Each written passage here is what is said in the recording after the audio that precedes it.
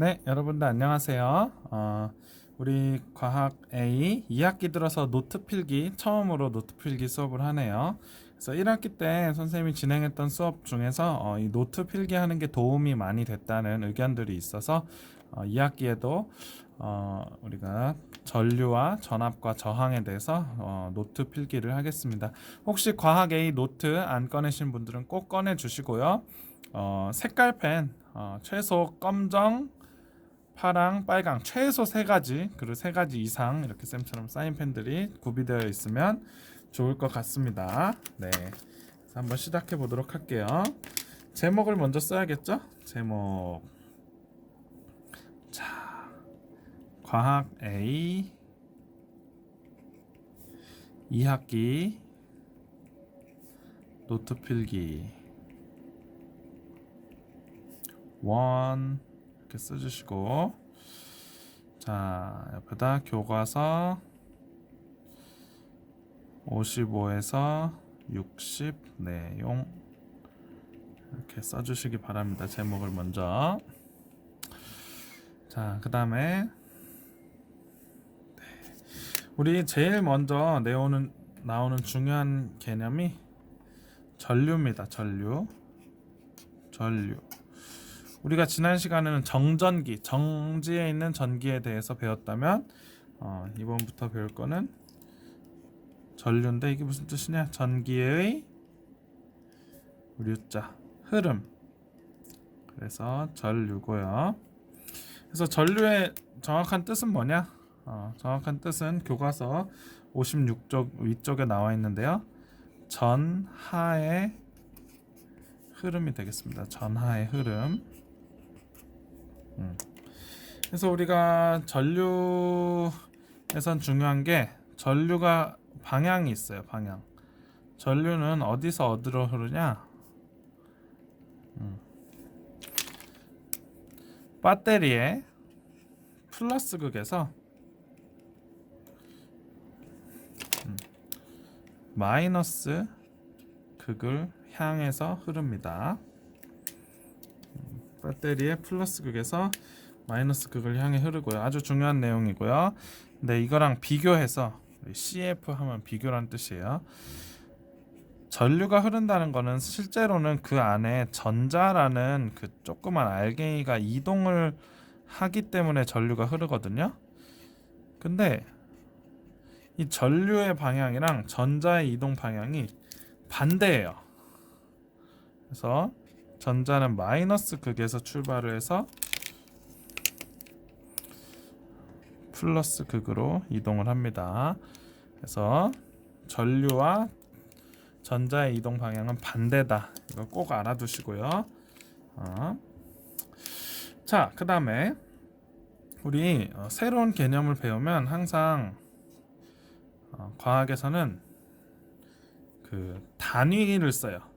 그래서 우리 왜 길이의 단위는 미터, 뭐 킬로미터, 센티미터 이런 거 쓰듯이, 또는 질량의 단위는 뭐 킬로그램, 그램 이런 거 쓰듯이 전류에도 단위가 있습니다. 전류의 단위는 알고 계시겠지만 A라고 쓰고요.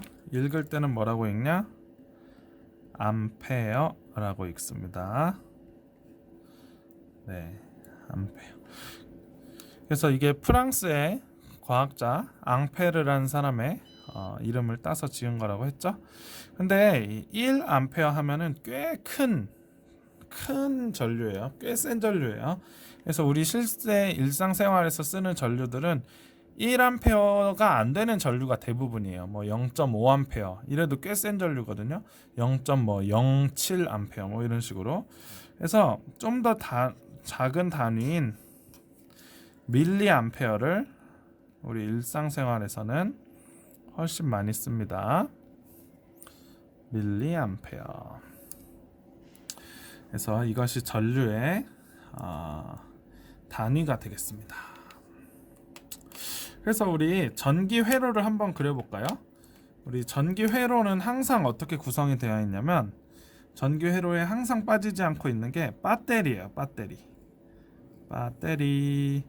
여러분들 배터리 이런 거 보시면 광고 아니고요. 어쨌든 여기 조금 튀어나온 부분이 있어요. 이 튀어나온 부분이 뭐냐? 이 부분이 플러스 극이 되겠고요. 이제 아무것도 튀어나오지 않고 밋밋한 요 뒷부분이 마이너스 극이 되겠습니다. 일단 뭐 이름 쓸까요?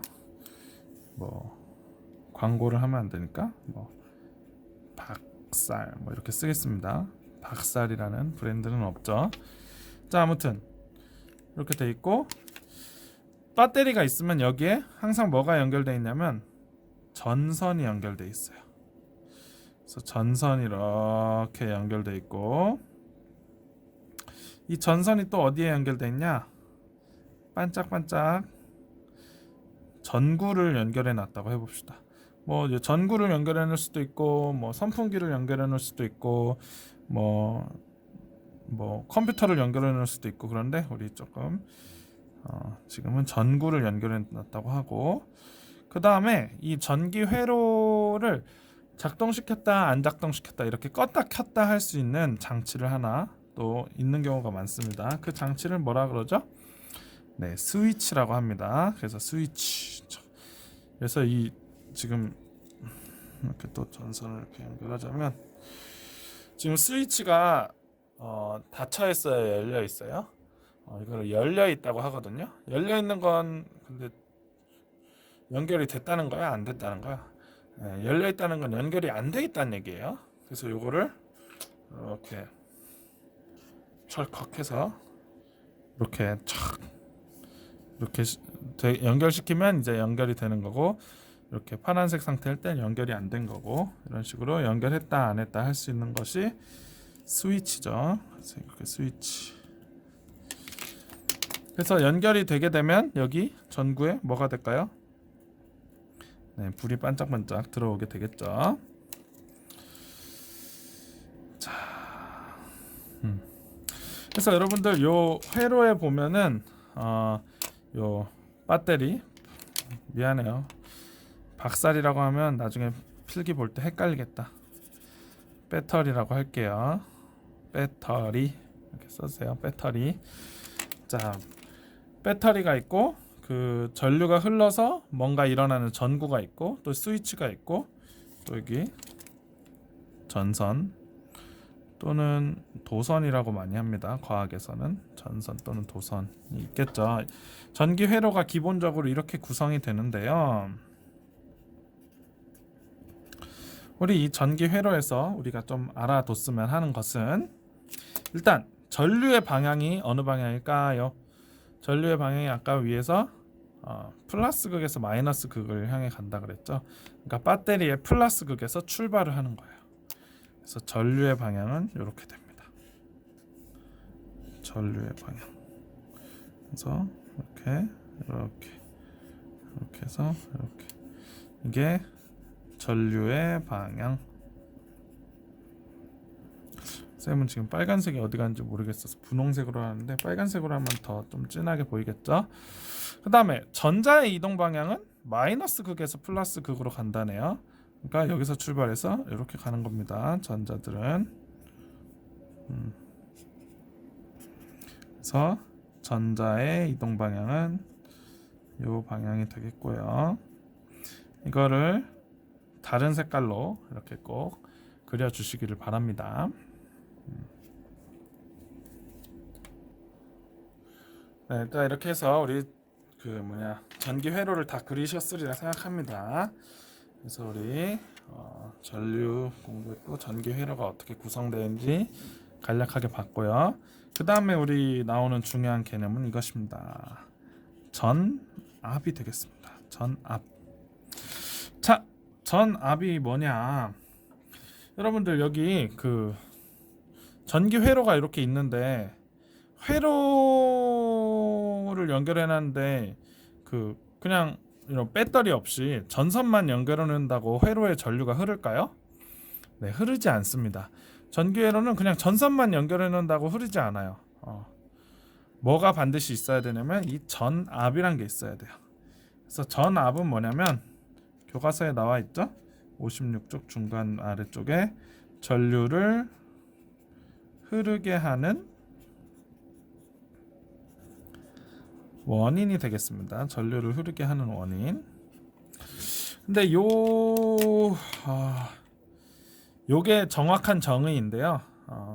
나중에 고등학교 가면 이렇게 배웁니다. 전기적인 위치 에너지의 차. 그게 제일 정확한 정의인데, 어쨌든 요 말이 무슨 말인가 조금 감이 안 와서 안 오실 것 같아서 이렇게 한번 얘기해 볼게요. 전류가 흐른다는 얘기는 이렇게 전류가 흐르는데, 이 전류를 잘 흐를 수 있도록 밀어주는 능력이라고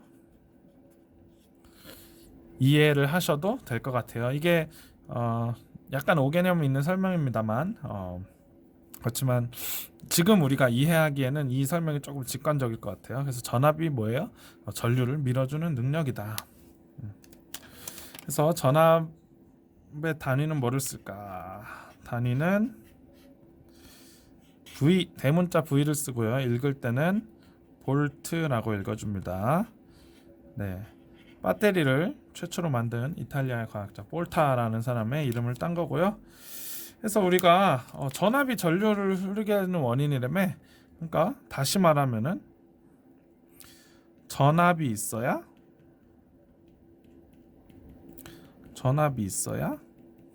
뭐가 흐를 수 있다? 네, 전류가 흐를 수 있다고 말을 할 수가 있겠습니다.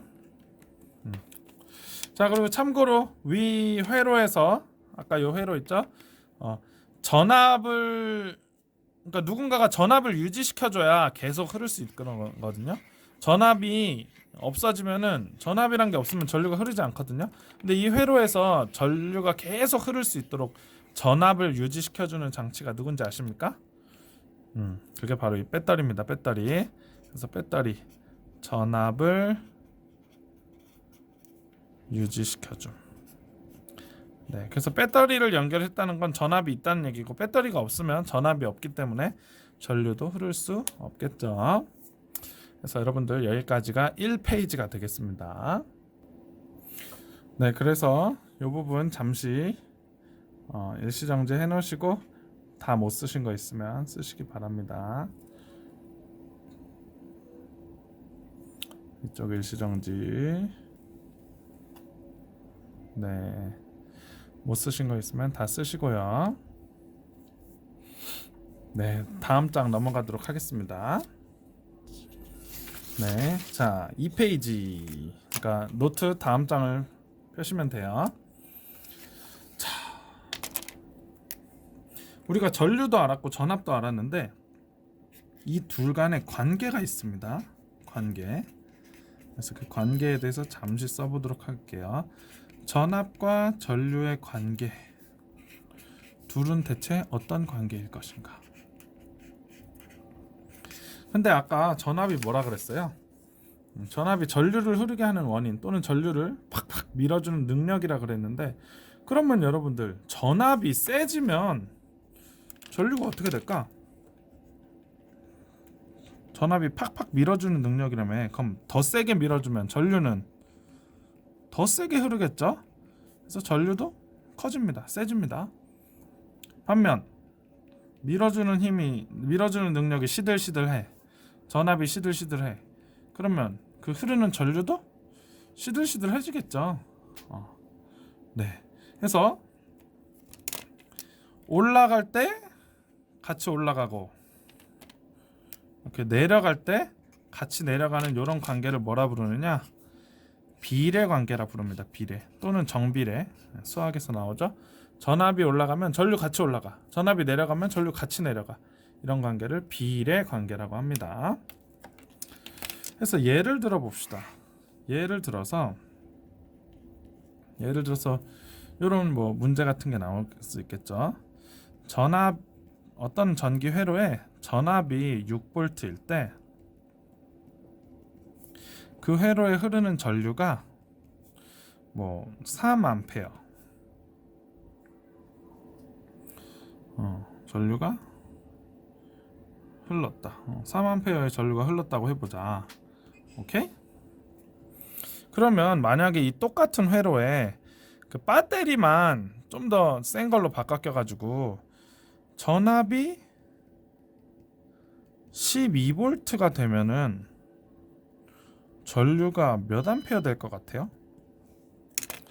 자, 비례관계라면 커질 때 같이 커지고 작아질 때 작아지는 거. 이건 어떤 관계냐면 커질 때 같은 비율만큼 커집니다. 무슨 말이냐? 전압이 6V에서 12V가 됐다는 건 몇 곱하기 몇 된 거예요? 곱하기 2 된 거죠. 2배. 그러면 비례관계라는 건 얘도 똑같이 2배만큼 커진다는 얘기입니다. 그래서 전류는 몇 암페어 흐르게 될까요? 6암페어 흐르게 되겠죠. 그럼 쌤이 문제 하나 더 먹을게요. 전압이 이번엔 12V가 아니고 18V래. 그러면 전류 몇일까? 자, 18V라는 얘기는 곱하기 몇이야? 네, 곱하기 3. 전압이 곱하기 3 됐네. 그럼 전류도 곱하기 몇이야? 전류도 곱하기 3이에요. 그럼 몇 볼트가 됩니까? 몇 암페어가 됩니까? 3 곱하기 3에서 9암페어가 되네요. 이런 게 비례 관계라는 겁니다. 참 쉽죠? 그럼 이번에는 우리 좀 더 업그레이드해서 문제를 전압이 이번엔 커지지 않고 작아졌다 해보자. 3V. 전압이 3V래. 6V에서 3V가 됐다는 건 곱하기 2분의 1이겠죠. 반띵 된 건데 그럼 전류 몇일까? 전류도 2분의 1이겠죠. 그래서 3에다 2분의 1 하면 2분의 3 암페어 또는 1.5 암페어가 되겠네요. 마지막으로 전압이 이번엔 2V래. 2V. 2V라는 얘기는 그러니까 6V에서 2V 됐다는 얘기는 3분의 1 됐다는 얘기죠. 전압이 3분의 1이면 전류는 몇일까? 얘도 3분의 1이에요. 그래서 전류는 3 곱하기 3분의 1 하니까 1암페어가 되겠습니다. 그래서 여러분들 전압과 전류는 이렇게 같이 가는 거예요. 세게 밀어주면 잘 세게 흐르는 거고 밀어주는 힘이 시들시들하면 시들시들하게 흐르는 거예요. 그래서 전압과 전류의 관계 우리 살펴봤고요. 근데 이런 관계를 비례 관계라 그러잖아요. 근데 여러분들 앞으로 과학 시간에 이런 기호가 굉장히 많이 나올 텐데 비례 관계를 기호로 어떻게 표시하냐면요. 전류랑 전압이 비례한다며 이 비례 표시를 어떻게 하냐면 이렇게 합니다. 약간 물고기 같이 생겼죠. 뭐 또 약간 요 리본을 이렇게 옆으로 세워둔 것 같은 하여튼 이 물고기 같은 표시 요 표시가 의미하는 게 비례라는 뜻이에요. 비례라는 뜻이고 전류는 전압을 비례한다. 자, 근데 여러분들 요새 우리 줄임말 많이 쓰죠? 네. 근데 여러분들 줄임말이 요새 나온 거라고 생각하실 수 있는데 사실 과학자들은 옛날부터 줄임말을 완전 좋아했어요. 그래서 그래서 줄임말을 씁니다. 전류, 전압 이렇게 두 글자나 쓰기 싫다 이거야. 그래서 그럼 어떻게 쓰냐? 전류라는 건 영어로 모르셔도 돼요. intensity of current입니다. 그리고 전압이라는 건 영어로 voltage라는 단어가 되겠습니다. 그래서 우리 줄임말 쓸 거야. 이렇게 긴 단어 우리는 못 써. 그래가지고 줄임말로 어떻게 하냐? 이 첫 글자만 따서 전류를 줄임말로 I라고 합니다. I. 전류를 줄임말로 I라고 하고요. intensity of current의 약자. 그다음 비례한다. 전압은 줄임말이 뭐예요? 볼테지의 첫 글자 V입니다.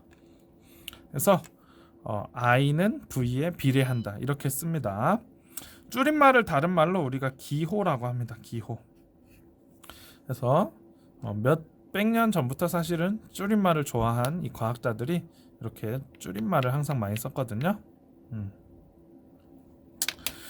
네, 그래서 줄임말 여기까지 했고요. 근데 여러분들 쌤이 요거 줄임말을 소개하면서 항상 제일 걱정되는 게 있어요. 그게 뭐냐면은 여기 비교 써놓을게요. 비교. 단위는 뭐였지? 단위는 이 줄임말이랑 다른 겁니다. 단위는 뭐냐면 그 전류를 나타낼 때 전류의 세기를 나타내야 되잖아. 근데 그 세기를 숫자로 표현하는데 그 숫자 뒤에 단위가 있어야 정확하게 표현할 수 있어요. 예를 들어 너 키가 몇이니? 그럼 180인데요.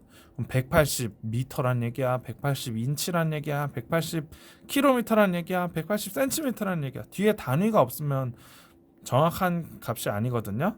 그래서 항상 전류든 전압이든 앞으로 배우는 모든 그 어떤 양이든 뒤에 단위가 항상 붙는데, 우리 전류의 단위는 암페어라는 거 기억하시죠?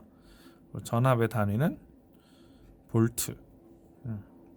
근데 여러분들 이게 문제야. 이게 전류는 줄임말은 I라고 쓰고 단위는 암페어라고 써서 문제가 없는데, 전압이 단위도 대문자 V를 쓰고 줄임말도 이 대문자 V를 써요. 이래서 굉장히 헷갈리거든요. 그래서 V라는 글자를 보면 여러분들은 그게 볼트, 단위란 뜻인지, 요거죠. 볼트는 요거지, 볼트. 요건 V라고 읽으셔야 돼요. 요건 V라고 읽어야 되고, 요거는 볼트라고 읽으셔야 돼요.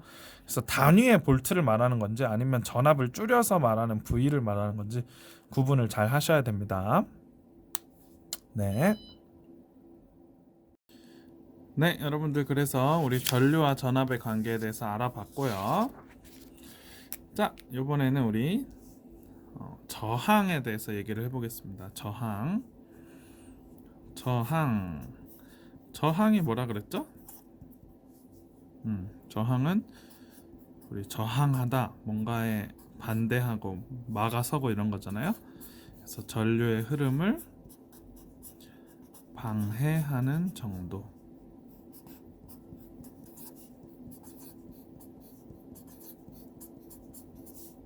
이것을 저항이라고 합니다. 네, 그래서 저항은 영어로는 resistance라고 합니다. resistance. 네. 자, 그다음에 저항의 단위가 있겠죠. 우리 단위가 매우 중요합니다. 단위는 뭐죠? 네. 이렇게 쓰고 약간 문어 대가리처럼 그리고 옴이라고 읽습니다. 그래서 우리 단위를 영어 알파벳으로 쓰다 보니까 이제 영어 알파벳 26개 중에 남은 게 몇 개 없어요. 그래서 우리 그리스 알파벳이거든요. 그리스 알파벳 오메가의 대문자인데, 어쨌든 그 오메가를 그리고 읽을 때는 옴이라고 읽습니다. 자, 근데 이 저항이라는 것은 뭐에 따라 결정되냐?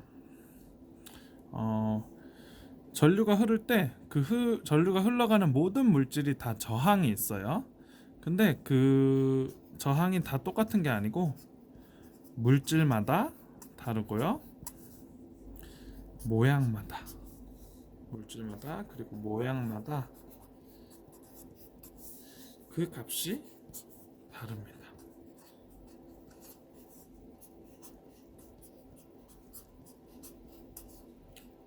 물질마다 모양마다 그 값이 다릅니다. 구체적으로 어떻게 다른지 잠깐 보면, 자, 물질 중에서 전류가 잘 흐르는 물질이 있죠. 그런 물질을 우리가 도체라고 부르고요. 전류가 잘 통하지 않는 물질을 부도체라고 합니다. 자, 도체, 예를 들어 은, 구리, 철, 알루미늄 이런 것들은 전류가 잘 흐른다는 얘기니까 이 방해하는 정도가 큰 거예요, 작은 거예요? 네, 방해가 적어야 잘 흐르는 거죠. 그렇기 때문에 도체는 저항이 작습니다. 그래서 도체 중에서도 저항이 도체라고 다 똑같은 게 아니고, 도체 중에서도 이제 순위가 있죠. 실버, 은이 엄청 작기로 유명하고요. 그다음 간발의 차로 구리가 그 다음으로 작고, 사실 같은 도체긴 하지만 철 같은 경우는 저항이 도체치고는 좀 큰 편입니다. 자, 반면 부도체는 전류가 잘 안 통하는 거잖아. 왜 안 통하냐? 방해를 많이 하니까, 즉 저항이 크니까 그 전류가 잘 안 통하는 거겠죠. 그래서 부도체는 저항이 매우 크다. 마찬가지로 부도체 중에서도 조금 차이가 납니다. 고무냐, 플라스틱이냐, 나무냐 이런 거에 따라 저항값이 차이가 나긴 하지만 대체로 다 크다. 그다음에 모양마다도 그 값이 달라지는데 일단 길이에 대한 걸 좀 보겠습니다. 길이가 짧을수록 저항이 어떨까? 길이라는 게 짧을수록 길이 짧아. 우리가 가야 될 길이 짧아. 그러면 얘들아 방해를 적게 받겠죠. 그래서 짧을수록 저항이 작고요. 길이가 길수록 저항이 커집니다. 자, 그 다음에 길이 말고 두께를 봅시다. 두께 또는 굵기라고 하는데, 두께가 얇은 게 있고, 우리 예를 들어 전선을 얇게 만들 수도 있고 굵게 만들 수도 있겠죠. 얇은 선이 저항이 클까, 굵은 선이 저항이 클까? 여러분들 이거는 그렇게 생각하시면 돼요. 약간 굵은 게 뭔가 저항이 클 것 같은 느낌이 드시는 경우가 많은데, 사실 우리 고속도로를 우리 자동차가 간다고 했을 때 고속도로가 좁아. 1차로 2차로밖에 없어. 그런 고속도로에서 속도를 더 빨리 할 수 있을까요? 고속도로 막 5차로 6차로 이렇게 넓은 고속도로에서 더 빨리 갈 수 있을까요? 네, 넓은 고속도로가 당연히 더 빨리 가겠죠. 넓은 길일수록 빨리 갑니다. 자, 여기 두께라는 건 전류가 지나가는 그 길의 두께인데, 두께가 얇다는 건 좁다는 얘기예요. 그러니까 좁으니까 저항이 크겠죠. 좁은 만큼 방해물이 많을 거예요. 근데 굵다는 거는 여러분들 길이 넓다는 거예요. 길이 넓으면 방해물도 적어지고, 그래서 저항은 그만큼 작아지겠죠. 그래서 이 저항이라는 건 그 전류가 흘러갈 때 그 흘러가는 물질 고유의 값인데, 물질의 종류에 따라 달라지고 모양마다도 달라집니다. 네, 그러면 저희 또 한 페이지 넘겨서, 여러분들 공간을 아끼지 마세요. 노트 막 오늘만 5장 6장 쓸 거예요. 그렇게 팍팍 쓰시는 게 여러분들 학습에는 훨씬 도움이 됩니다. 자, 그러면 우리 이번에는 저항과 전류의 관계에 대해서 알아보겠습니다. 저항이 커질수록 전류가 어떻게 될까? 저항이 작아질수록 전류가 어떻게 될까? 사실 이 저항이라는 단어 뜻에서 벌써 우리는 알 수 있어요. 저항이 크면 클수록 전류는 어떻게 될까요? 네, 저항이 커진다는 얘기는 방해를 많이 한다는 얘기니까 당연히 전류가 작아지겠죠. 오케이? 반면 저항이 작아지면 전류값은 어떻게 될까요? 전류값은 방해가 줄어드니까 전류가 잘 흐르겠죠. 이렇게 됩니다. 저항이 클수록 전류는 작아지고, 저항이 작을수록 전류는 커지고. 요런 관계를 뭐라고 하죠? 한 놈이 커질 때 한 놈이 작아지고, 한 놈이 커질 때 한 놈이 작아지고, 요런 관계를 맞아요, 반비례라고 합니다. 반비례 관계. 자, 그래서 또 예를 들어보자고요. 예를 들어서 저항이라는 게 1옴인 회로가 있었다고 해봐요. 회로의 총 저항이 1옴일 때 그 전기 회로에 전류가 얼마나 흐르나 봤더니 6A 흘렀다고 해봅시다. 이렇게 그냥 가정을 해보는 거예요. 그랬을 때 저항을 2옴으로 바꿔주면, 똑같은 전기 회로에 다른 건 다 놔주고 저항만 2옴으로 바꿔주면 전류는 몇 암페어가 될 것인가? 자, 너무 쉽다. 저항이 몇 배 됐어요? 곱하기 2배 됐어. 그럼 반비례니까 전류는 곱하기 몇 해야 될까? 2배 되면 2분의 1배 되겠죠. 2분의 1배. 그래서 전류가 몇 암페어? 그렇죠. 6 곱하기 2분의 1 하면 3암페어 흐릅니다. 하나 더 해볼까요? 저항이 이번에는 3옴이었대. 다른 건 놔두고 저항만 3옴으로 바꿨을 때 전류값은 어떻게 될 것인가?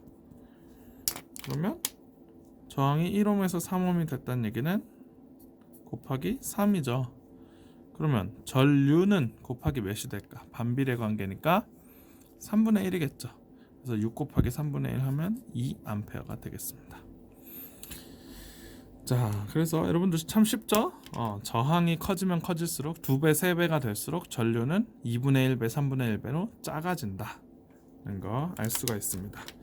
그래서 이런 관계를 반비례 관계라고 한다 그랬잖아요. 아까 우리 비례 표시는 그 약간 물고기처럼 생긴 걸로 표시했잖아요. 반비례 표시는 어떻게 할까? 반비례 표시는 어떻게 하냐면 똑같이 이 물고기 표시를 써요. 아니면 리본 옆으로 세우는 표시를 쓰는데 저항에 반비례하니까 저항분의 1에 비례한다. 이런 식으로 씁니다. 그래서 전류는 저항에 반비례한다. 반비례 표시는 이렇게 써요. 비례 표시를 똑같이 쓰고 그거 분의 1.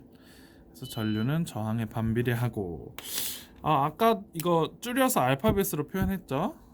우리 이번에도 줄여볼까요? 줄임말 다른 말로 기호라 그러죠. 기호. 자, 기호로 표현해보면 전류는 아까 intensity of current에서 I라고 했고요. 자, 반비례. 누구의 반비례? 저항은 아까 resistance잖아요. 그래서 resistance니까 첫 글자 R을 써서 R분의 1. R분의 1. 그래서 I는 R에 반비례한다. 이렇게 쓸 수 있겠죠. 네, 또 한 페이지를 다 썼네요. 자, 넘겨서 자, 이제 오늘 필기의 마지막 페이지가 될 것 같네요. 자, 우리 전류와 전압의 관계 그리고 전류와 저항의 관계를 하나의 식으로 표현을 할 수가 있습니다. 그게 옴의 법칙인데 아까 전류가 전압에 어떻게 한다 그랬어요? 비례한다 그랬죠. 전류는 전압에 비례하고 저항은 전류와 저항의 관계는 여기 약간 실드를 쳐주고 전류와 저항의 관계는 반비례 이렇게 쓴다 그랬죠. 저항분의 1 이렇게 쓰면 이게 반비례라는 뜻이에요. 이렇게 되는데 이 두 식을 합치자 이거야. 합쳐서 쓰면 어떻게 쓸 수 있냐? 전류라는 놈은 저항에는 반비례하고 그래서 저항분의 전압 이렇게 쓸 수가 있습니다. 저항분의 전압. 그래서 요 식이 굉장히 유명한 식이에요. 요 식. 그래서 요 식이 하나의 법칙인데 요 법칙의 이름을 뭐라 그러냐면 옴이라는 사람이 발견했다. 그래서 옴의 법칙이라고 합니다. 그래서 옴이라는 사람이 이 옴의 법칙을 발견했기 때문에 저항이라는 거에 단위를 옴으로 붙여준 거예요. 기념해가지고 옴의 법칙. 자, 그 다음에 이 옴의 법칙을 계산할 때 항상 단위가 중요하죠. 전류의 단위는 뭘 쓸까요? 네, 암페어를 써야 됩니다. 그래서 문제에 혹시 밀리암페어로 돼 있으면 암페어로 고쳐서 요 옴의 법칙 식을 적어 주셔야 돼요. 그래서 전류의 단위 암페어, 전압의 단위는 볼트. 여러분들 이거 V라고 읽으시면 안 돼요. 전압의 기호 줄임말 V가 아니고 전압의 단위 볼트입니다. 그 다음에 저항의 단위는 옴이 되겠죠. 암페어, 옴, 볼트 이렇게 적어주셨고 그 다음에 이 옴의 법칙 식을 줄임말로 또 표현을 해야겠죠. 그래서 줄임말로 자 이거를 줄임말로 표현을 하면은 줄임말 다른 말로 기호라 그랬죠. 줄임말이 요새 유행인 게 아니에요. 몇백 년 전부터 유행이었어요. 과학에선 특히. 그래서 전류는 I, intensity of current니까 I. 자, 저항분의 전압을 써야 되는데 저항은 resistance에서 R, 그다음에 전압은 V. 이렇게 써주시면 이게 또 옴의 법칙 식이 되겠습니다. 그래서 여러분들 혹시 이런 거 보신 적 있으세요? 자, 이렇게 놓고 여기 세 개 뭐 써놓는 거. 혹시 거속시에서 이런 거 보신 적 있으신가요? 거속시에서는 거리, 속도, 거리, 속력, 시간 이렇게 썼죠. 자, 여기 오음의 법칙에서는 여기다가 V 전압을 뜻하죠. 그 다음에 여기 I 전류를 뜻하고 R 이렇게 적습니다. 그래서 이게 뭐냐 아시죠? V는 IR, I는 R분의 V, R은 I분의 V. 이렇게 오음의 법칙 요 식이 세 가지로 변환이 됩니다. 그래서 I는 R분의 V뿐만 아니라 여기 V는 IR, 이것도 오음의 법칙 식이고요. 또 R을 가리고 보면 I분의 V, 그래서 I분의 V, 이것도 오음의 법칙 식입니다. 그래서 요 식으로 변형될 수도 있고 요 식으로 변형될 수도 있다는 사실 알아두시기를 바랍니다. 이상으로 오늘 오음의 법칙 노트 필기를 다 마치도록 하겠습니다.